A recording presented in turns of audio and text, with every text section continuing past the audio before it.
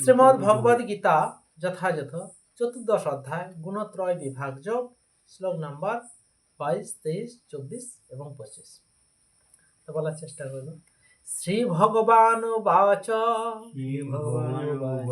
প্রকাশং চ প্রবৃত্তিং চ মহমেব চ পাণ্ডব ন দৃষ্টি সংপ্রবৃত্তানি ন নিবৃত্তানি কাঙ্ক্ষতি উদাসীন বদাসীন গুণজ্জন বিচল্যতে গুণাবর্তন্ত ইত্যেবং জহবতিষ্ঠতি নেঙ্গতে সমদুঃখ সুখ স্বাস্থ সমলোষ্টাস্মকাঞ্চন তুল্য প্রিয়া প্রিয় ধীর তুল্য নিন্দাত্ম সংস্তুতি মান অপমানায় স্থল্য মিত্রারি পক্ষয় সর্বারম্ভ পরিত্যাগী গুণাতীতঃ স উচ্যতে। অনুবাদ বলো, পরমেশ্বর ভগবান বললেন, হে পাণ্ডব, যিনি প্রকাশ প্রবৃত্তি ও মোহ আবির্ভূত হলে দেশ করেন না এবং সেগুলি নিবৃত্ত হলেও আকাঙ্ক্ষা করেন না, যিনি উদাসীনের মতো অবস্থিত থেকে গুণসমূহের দ্বারা বিচলিত হন না, কিন্তু গুণসমূহ স্বীয় কার্যে প্রবৃত্ত হয়, এভাবেই জেনে অবস্থান করেন এবং তার দ্বারা চঞ্চলতা প্রাপ্ত হন না। যিনি আত্মস্বরূপে অবস্থিত এবং সুখ ও দুঃখে সমভাবাপন্ন, যিনি মাটির ঢেলা পাথর ও স্বর্ণে সমদৃষ্টি সম্পন্ন, যিনি প্রিয় ও অপ্রিয় বিষয়ে সমভাবাপন্ন, যিনি ধৈর্যশীল এবং নিন্দা স্তুতি মান ও অপমানে সমভাবাপন্ন, যিনি শত্রু ও মিত্র উভয়ের প্রতি সমভাব সম্পন্ন এবং যিনি সমস্ত কর্মোদ্যম পরিত্যাগী, তিনি গুণাতীত বলে কথিত হন। হরে কৃষ্ণ। তাৎপর্যটা শোনো, যে অর্জুন 3টি প্রশ্ন করেছিলেন এবং ভগবান একে একে সেগুলির উত্তর দিচ্ছেন। এই শ্লোকগুলিতে শ্রীকৃষ্ণ প্রথমে বলেছেন যে ব্যক্তি গুণাতীত স্তরে অধিষ্ঠিত হয়েছেন তিনি কারো প্রতি দেশযুক্ত নন। তাই গুণাতীত স্তরে থাকতে গেলে পরে আমাদেরকে কিভাবে ভগবানের সেবা করতে হবে, সেবা করার ফলে সে গুণাতীত স্তরে অবস্থিত হওয়া যায়। তাই তিনি কারো প্রতি দেশযুক্ত হন না, কারো প্রতি হিংসাপরায়ণ হন না, কাউকে ঘৃণা করেন না এবং তিনি কোনো কিছুর আকাঙ্ক্ষাও করেন না, যে এটা আমার চাই ওটা আমার চাই, এই আকাঙ্ক্ষাও তিনি করেন না।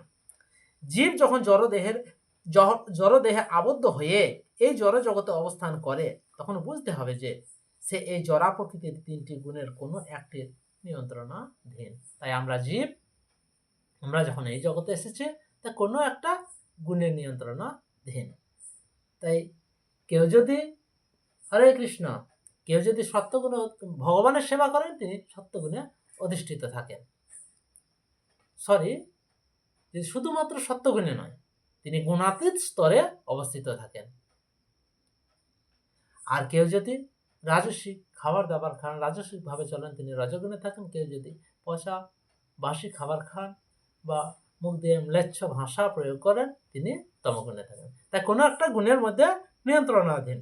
সে যখন দেহের বন্ধন থেকে মুক্ত হয় তখন সে জরা প্রকৃতির গুণের প্রভাব থেকে মুক্ত হয়। তাই প্রথমে আমাদেরকে হতে হবে কি, এই দেহের বন্ধন থেকে আমাদেরকে মুক্ত হতে হবে। আমাদের এই দেহ নিয়ে চিন্তা করলে হবে না। আমরা যদি মনে করি যে প্রতিদিন আমাদেরকে ভোরবেলায় স্নান করতে হবে, তার ফলে আমার দেহটা পতন হতে পারে, আমার রোগ ব্যাধি হতে পারে, তাহলে কি হবে? দেহের প্রতি আমার চিন্তা থাকলো, আসক্তি থাকলো, তার ফলে আমরা আবদ্ধ হয়ে থাকবো, আমি গুণাতীত স্তরে আসতে পারবো না। তাই বলা হয়েছে তখন সে জরা প্রকৃতির গুণের প্রভাব থেকে মুক্ত হয়, যখন এই দেহের বন্ধন থেকে মুক্ত হয়। কিন্তু যতক্ষণ পর্যন্ত না সে দেহের বন্ধনে থেকে মুক্ত হতে পারছে, ততক্ষণ তাকে গুণের প্রভাবের প্রতি উদাসীন থাকতে হবে। তাই গুণের যে প্রভাব, তার প্রতি তাকে উদাসীন থাকতে হবে। কেননা ভক্তিযোগে ভগবানের সেবায় তাকে নিযুক্ত হতে হবে, যাতে জড় দেহের পরিপ্রেক্ষিতে তার পরিচয়ের কথা সে আপনা থেকে ভুলে যেতে পারে। তাই আমাদের এই জড় দেহের যে পরিচয়, সেটাকে আমাদেরকে ভুলে যাওয়ার চেষ্টা করতে হবে। তা কখন সেটা পারবো? ভগবানের অকৃত্রিম সেবা করার ফলে। আমরা যদি কৃত্রিম উপায়ে ভগবানের সেবা করি, আমরা এই দেহের বন্ধন থেকে মুক্ত হতে পারবো না, আমরা এই দেহের কথা ভুলতে পারবো না, ভগবানের কথা স্মরণ রাখতে পারবো না। কেউ যখন জড় দেহের চেতনায় যুক্ত থাকে, তখন সে কেবল তার ইন্দ্রিয় তর্পণের জন্য কর্ম করে। তাহলে তখন আমরা কি করব? আমি কিভাবে ভালো থাকবো, আমার সন্তানাদি কিভাবে আমি তাদেরকে প্রতিপালন করব, তাদেরকে কিভাবে ভালো রাখবো, এই চিন্তা থাকবে। আগে আমাদেরকে দেহের প্রতি যে আসক্তি, সেটা ত্যাগ করতে হবে। কিন্তু সেই চেতনা যখন শ্রীকৃষ্ণে অর্পিত হয়, কত সুন্দর কথা, সেই চেতনা যখন শ্রীকৃষ্ণে অর্পিত হয়, তখন ইন্দ্রিয় তর্পণ আপনা থেকেই বন্ধ হয়ে যায়। আমাদের এই দেহের চাহিদা মেটানো আপনা থেকে বন্ধ হয়ে যাবে কৃষ্ণের সেবা করার ফলে। কিন্তু সেই চেতনা যখন শ্রীকৃষ্ণে অর্পিত হয়, তখন সেই ইন্দ্রিয় তর্পণ আপনা থেকে বন্ধ হয়ে যায়। এই জড়দেহের প্রয়োজনীয়তা কোনো প্রয়োজন নেই। তাই বলছি, এই জড়দেহের কোনো প্রয়োজন নেই। এই জড় দেহটা নিয়ে আমি কি করব যদি কৃষ্ণ সেবায় না করতে পারে? তাই কোনো প্রয়োজন নেই। এবং এই জড় দেহের আদেশ পালন করারও কোনো প্রয়োজনীয়তা আমাদের নেই। এই জড় দেহের যে চাহিদা আমাদেরকে সে পূরণ করার কোনো দরকার নেই। জড় দেহ নিয়ে কি করব? আমরা এসেছি তো কৃষ্ণ সেবা করতে। তাই কৃষ্ণ সেবা ব্যতি রেখে যদি আমরা দেহের সেবা করতে থাকি, তাহলে পরে আমরা আবার এই কোনো একটা গুণের মধ্যে আবদ্ধ হব। তাই দেহে অবস্থিত প্রকৃতির গুণগুলি কর্ম করে যাবে, কিন্তু চিন্ময় সত্তারূপে আত্মা সেই সমস্ত কার্যকলাপ থেকে পৃথক। তাই আমরা হচ্ছে আত্মা। আমার পরিচয় কি? আমি চিন্ময় আত্মা। তাই দেহে থেকে আত্মা হচ্ছে পৃথক, আলাদা। তিনি পৃথক হন কিভাবে? তিনি জড় দেহটিকে ভোগ করার আকাঙ্ক্ষা করেন না, অথবা এই দেহের বন্ধন থেকে মুক্ত হওয়ার আকাঙ্ক্ষা করেন না। এইভাবে গুণাতীত স্তরে অধিষ্ঠিত হয়ে ভগবত ভক্ত আপনা থেকে মুক্ত হয়। তাই বোঝা গেল কি বলা হলো? এই দেহের যে ভোগ আকাঙ্ক্ষা, তিনি সেটা পূর্ণ করতে চান না, তারপরে তিনি মুক্ত হতে পারবেন। জড় প্রকৃতির গুণের প্রভাব থেকে মুক্ত হওয়ার প্রয়োজন তাকে কোনো রকম চেষ্টা করতে হয় না। তো সেটা কিভাবে? শুধুমাত্র গোবিন্দের সেবা করার ফলে। আমাকে কৃত্রিম উপায়ে ত্যাগ করা দরকার হবে না। কৃত্রিম উপায় জোর করে আমাকে কোনো কিছু ত্যাগ করার প্রয়োজন হবে না। আমি যদি কৃষ্ণ সেবা করি, তা আপনা থেকে আমার ত্যাগ হয়ে যাবে। তাই পরবর্তী প্রশ্নটি হচ্ছে গুণাতীত স্তরে অধিষ্ঠিত ব্যক্তির আচরণ সম্বন্ধে। তাই কেউ যদি গুণাতীত স্তরে অবস্থিত হয়, তার আচরণটা কিরকম হওয়া উচিত, কেমন, তার লক্ষণটা কি, সেটা অর্জুন প্রশ্ন করেছেন। তাই জড়জগতের বন্ধনে আবদ্ধ মানুষ দেহ সম্বন্ধীয় তথাকথিত সম্মান ও অসম্মানের দ্বারা প্রভাবিত। আমরা চাই সকলে আমাকে সম্মান করুক, কেউ অসম্মান করুক আমি চাই না। কেন চাই না? আমি দেহের বন্ধনে আবদ্ধ, আমি এই দেহের সুখ স্বাচ্ছন্দ্য সম্বন্ধে অবগত, আমি জানি একে কিভাবে পূরণ করতে হবে, দেহকে কিভাবে সুখ দিতে হবে, আমার এই চিন্তা। তার ফলে আমি চাই আমাকে অপর ব্যক্তির সম্মান করুক। কেউ যদি কৃষ্ণ সেবা করে, সে সম্মানের আকাঙ্ক্ষা করেন না। কিন্তু গুণাতীত স্তরে অধিষ্ঠিত ব্যক্তি এই ধরনের মিথ্যা সম্মান ও অসম্মানের দ্বারা প্রভাবিত হন না। কেউ আমাকে সম্মান করুক বা তিরস্কারই করুক, তিনি বিচলিত হবেন না। তিনি হচ্ছে গুণাতীত স্তরে অধিষ্ঠিত ব্যক্তি, একজন ভগবত ভক্ত। তাই কৃষ্ণ ভাবনায় বিভোর হয়ে তিনি তার কর্ম করে যান, এবং মানুষ তাকে সম্মান প্রদর্শন করলো না অসম্মান করলো, তার প্রতি তিনি ভ্রুক্ষেপ করেন না। তার ইচ্ছা। সবাই তো জড়জগতের মানুষ, কেউ যদি সম্মান করে তো করুক, কেউ যদি না করে নাই বা করুক, আমি আমার লক্ষ্য থেকে ভ্রষ্ট হব না। এই চিন্তাটা আমাদের মধ্যে দৃঢ়তার সহিত হৃদয়ে বেঁধে রাখতে হবে, এই চিন্তাটা। তাই কৃষ্ণ ভাবনা অনুশীলনে তার কর্তব্য সম্পাদন করবার পক্ষে যা অনুকূল, আমি কৃষ্ণ ভজন করব, কৃষ্ণ ভজন করতে আমাকে যা করতে হবে এই জগতে আমি তাই করব। কৃষ্ণ ভজনের অনুকূল যেটা, কৃষ্ণ যেখানে আমাদেরকে নির্দেশ দিয়েছেন, ভগবান নির্দেশ দিয়েছেন কি 4 প্রকার পাপ কর্ম বর্জন করতে হবে, তাহলে আমাদেরকে পাপ কর্ম বর্জন করতে হবে, সেটা হচ্ছে আমার অনুকূল। আর যদি আমি কৃষ্ণের সেই নির্দেশ না মানি, আমি 4টে পাপ কর্ম করতে থাকি আর কৃষ্ণ ভজন করি, সেটা হলো প্রতিকূল, তা তিনি গ্রহণ করেন না। তাহলে আমি যদি প্রতিকূল পরিস্থিতি থেকে আমি আমিষ আহার ভক্ষণ করি, নেশা করি, ভগবানকে ভোগ নিবেদন করি, ভগবান গ্রহণ করেন না। বুঝা গেল?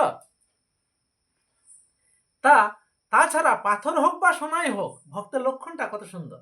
তাছাড়া পাথর হোক বা সোনাই হোক, তার কোনো জড় বস্তুর দরকার হয় না। একজন ভক্তের কোনো কিছুর দরকার হয় না, সে চায় কৃষ্ণ সেবা। তাই কৃষ্ণ ভক্তির অনুশীলনে যারা তাকে সাহায্য করেন, তাহলে কে সাহায্য করছেন? আপনারা সকলেই সাহায্য করছেন। কাকে? অন্ততপক্ষে আমি তো কৃষ্ণ ভক্তের কিছুই জানি না, তবু আমাকে সাহায্য করছেন।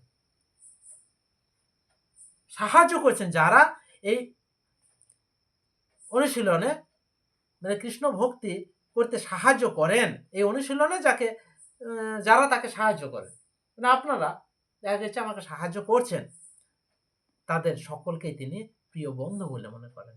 তাহলে তোমাদেরকে আমাকে কি ভাবতে হবে? আপনাকে কি ভাবতে হবে? আপনারা আমার প্রিয় বন্ধু।